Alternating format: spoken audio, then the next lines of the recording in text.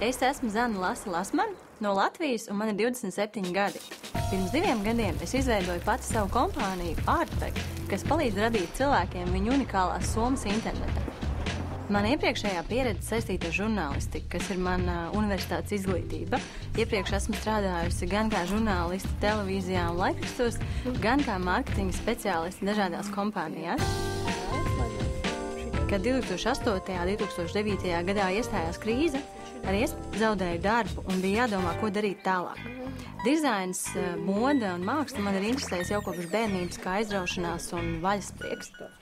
Un tā pirms 2 gadiem rakstīju biznesa plānu, jo bija doma veidot somas.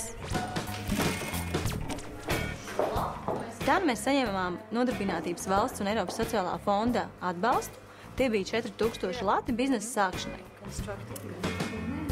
Par šo naudu mēs nopirkām šūšanas iekārtas, kas palīdzēja sākt somu izgatavošanu, kā arī daļu no naudas novirzījām mājaslapas somu konstruktoru izveidei.